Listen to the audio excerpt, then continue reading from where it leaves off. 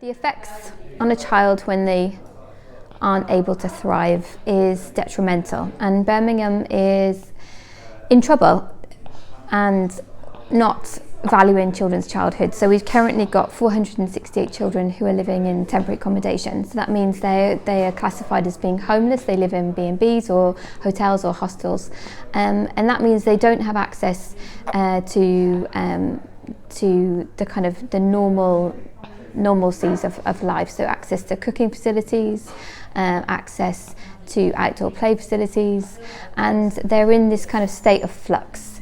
So that's absolutely a child not thriving. So in my experience, when a child or young person isn't thriving, we see huge amounts of stress and anxiety. We may see school refusal, isolation, children and young people that not only don't access education, but they don't access downstairs or interactions with their family or any social engagement of any kind. The stereotypical picture of being autistic is that perhaps you don't want social engagement. In my experience with young people, that's not true. They do want social engagement. It may look different to what it looks like to other young people, but actually when you do provide a safe space and a sense of belonging for young people to just come and be themselves, then they will thrive.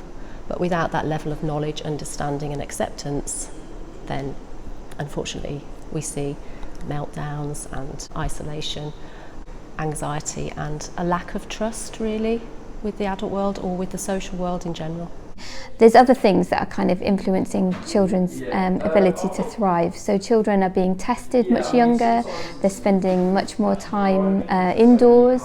One of the statistics around that is that there are that prisoners actually get more access to outdoors than children today. The effects often happen after their childhood. So sometimes they may act whatever a normal child acts like, but if you're not in an environment where you're allowed to make mistakes, then I think the negative impact often occurs at a later date. Children's educations are being affected, so to do with funding. So there are 40 of Birmingham schools that now have to close at 1 o'clock on Fridays. They often become withdrawn. Being withdrawn, their attendance can become an issue. There can be concerns around behaviour and really struggle to communicate, and so in essence they can end up isolating themselves. If you think of all of these different aspects to children's livelihoods, which should normally allow them to thrive, so their ability to access education and learning, to access clean air, to access abilities to play, to access a safe environment to live and thrive, all of those things are under threat. How the child might then go on to form relationships in their later life, and sometimes not as immediate as, when they're 5 or when they're 6. These things could present when they are 18, 19, 20, and we always trace things back to early childhood. That is where the foundation is laid.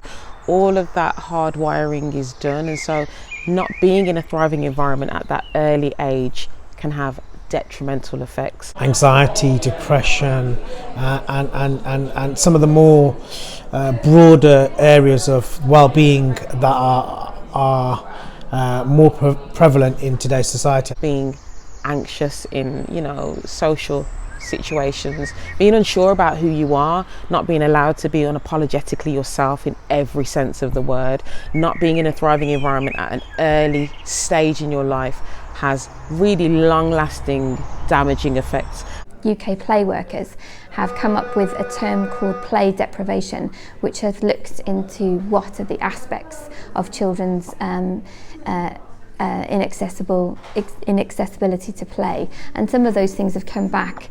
There's a higher risk of anxiety, depression, mental health, but also there's kind of aspects to their physical. And when that work has to be undone later on in life, as I said, often the roots and the causes of those things are found in the environments that the child was in at a very, very early stage of their life.